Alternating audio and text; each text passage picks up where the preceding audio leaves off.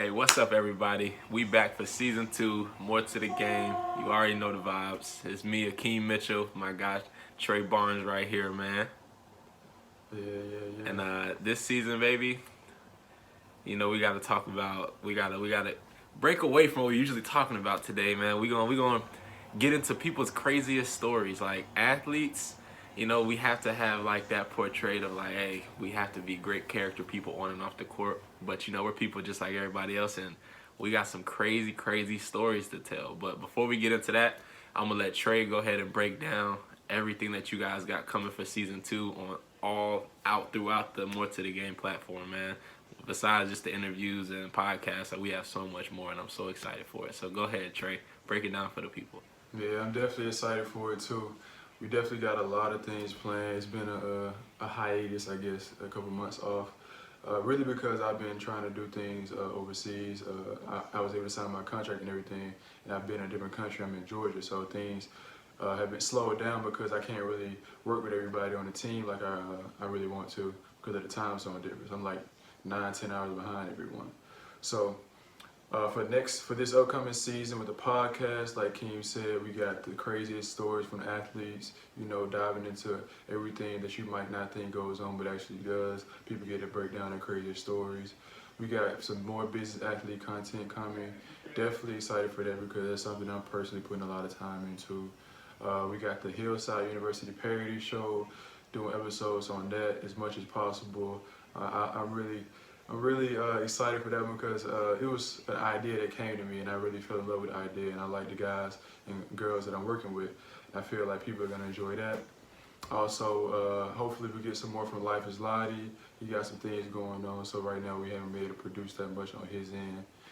And any types of features, any one-off videos that we do to show how great our athletes are in this world, no matter where you come from, no matter what level you play on, no matter what you're going through. There's always people that want to hear your story and hear, your journey. So that's what we got coming up for season 2. So without further ado, we can go ahead and start season 2 off right today with this podcast.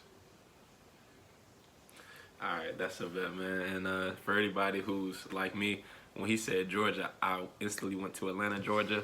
It's not Atlanta, Georgia. He's in Georgia's country in Europe. So don't make that same mistake like I did. I'll make it for everybody else. It's perfectly fine. But Trey, I told you, man, I'm a saint, so it was really hard for me to come up with a crazy story, but I'm going to let you... Let me stop lying to the people. I'm going to let you go ahead and start it off because I swear my brain has not been working. I've been thinking, man, and I'm telling you, it's been rough for me to try to find a crazy story in my memory bank. And I think I have one, but I don't know how crazy it is compared to yours. So I'm going to let you go first, and then I'm going to, in comparison, I'm going to go. Okay. I mean, my story isn't crazy from the standpoint of I did something wild.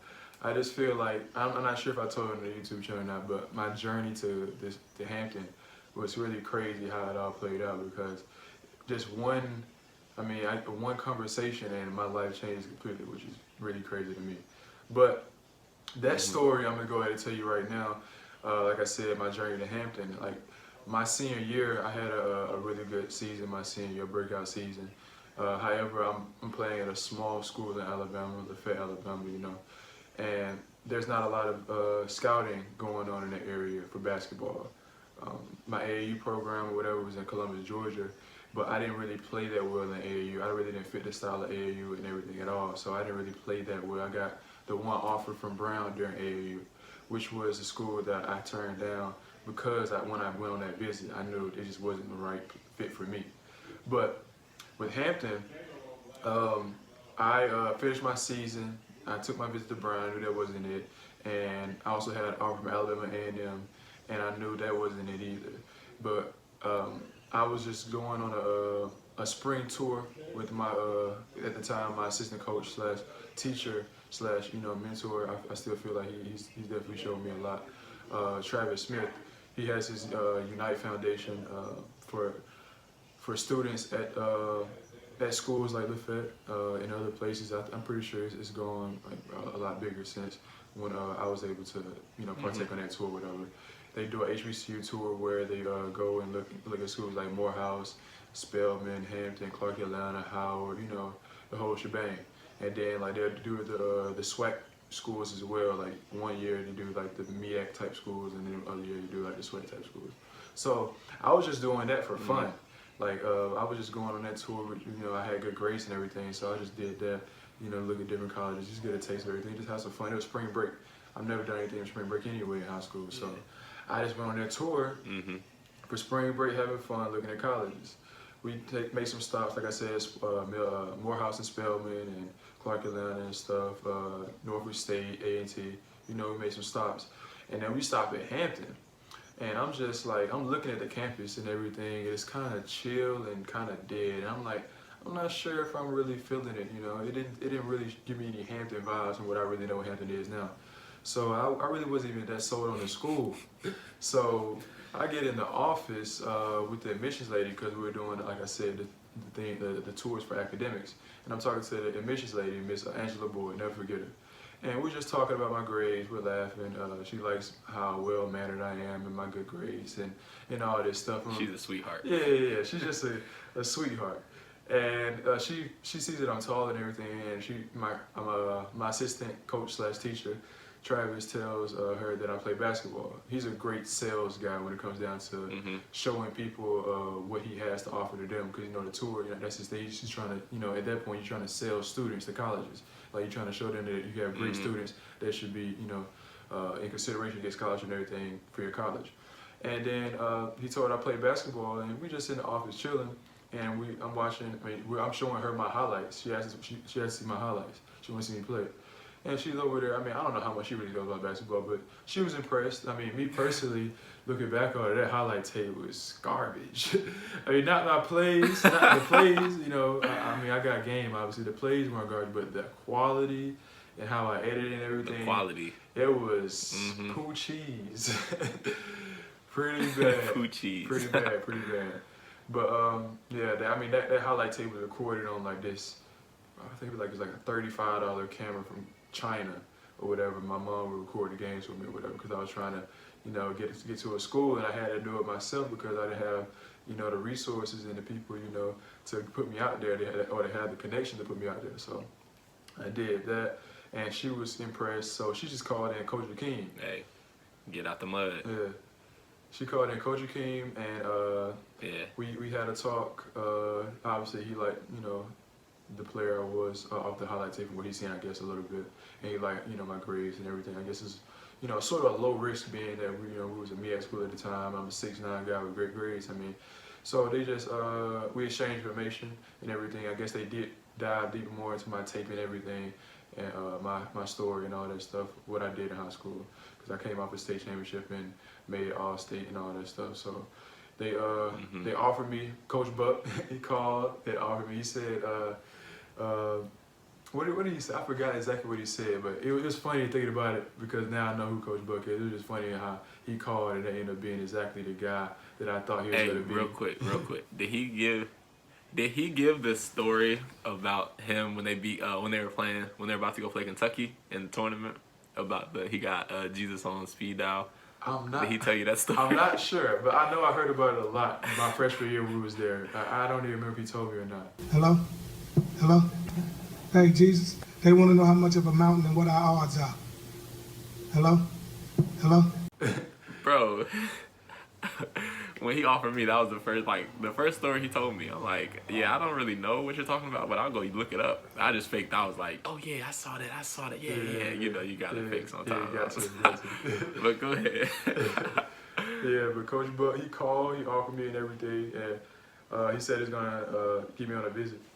Excuse me. He's gonna get me on a visit up to see Hampton. You know, like I said, the first time I seen Hampton, I really wasn't impressed, and I was like, cool. I mean, obviously, I don't have a school yet, and I'm definitely looking. So, bet any visit that's, you know, that can be taken, I will take it. I'm gonna use my 5 up if I can. So I took the visit to Hampton. I met you and Kaylin Fisher, and yeah, I was gonna say that's where we became best friends. Everybody, he loved me ever since that day. Yeah, that was a crazy visit. Me, you, and K Fish, we all met at the same time. And it was great because all my other visit, the Brown, it was just me there, and Alabama A&M, it was just me. So it was the first time with me visiting the school and having other people there on the visit with me. and it was a great time. Our host, Pierre Hayden and Reggie Johnson, showed us a great time, and Jeff, can't forget Jeff, showed us a great time, and took us to Popeyes. yeah, took us.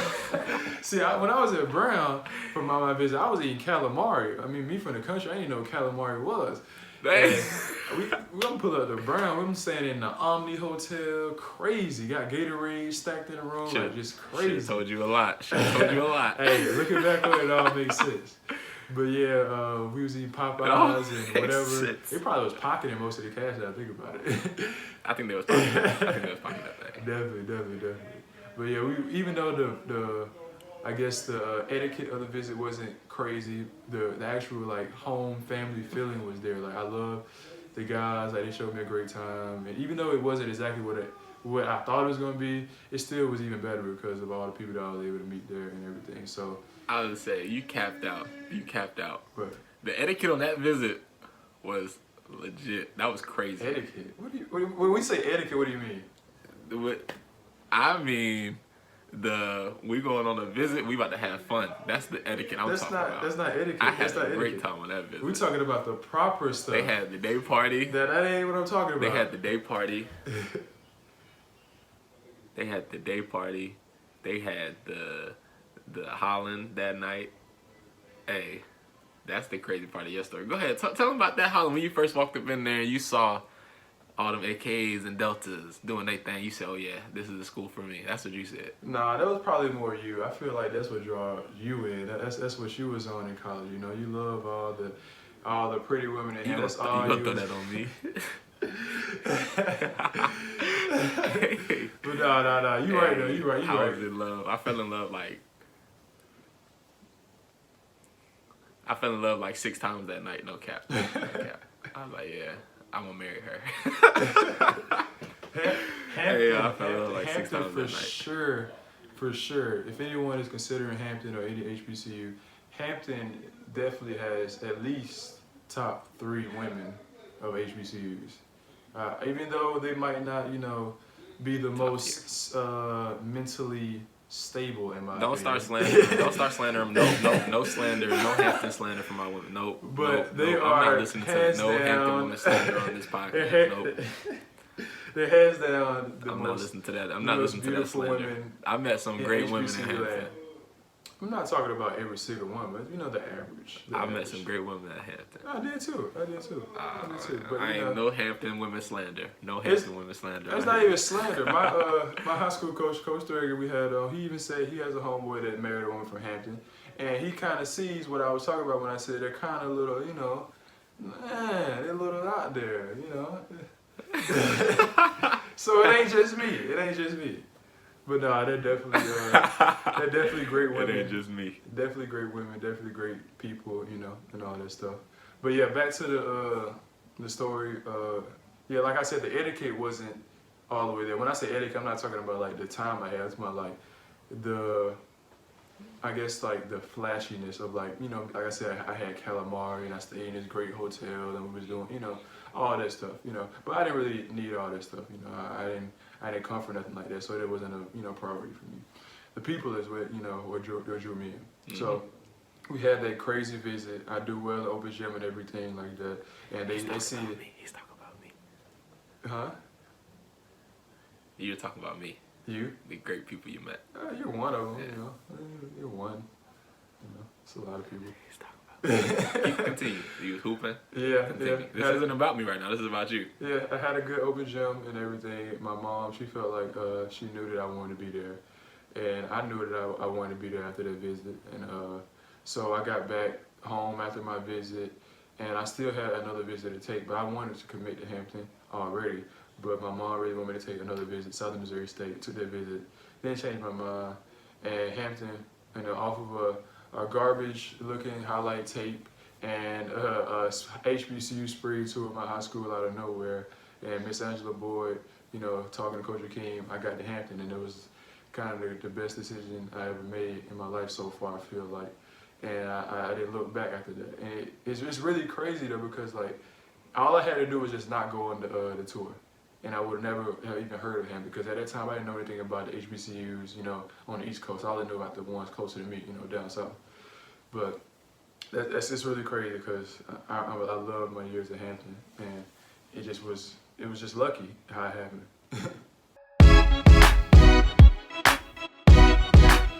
Thank you everyone for watching another episode of the OffBall podcast. Make sure you subscribe on YouTube, follow us on the Anchor app, Instagram, and Twitter, and we'll be back next week with more content.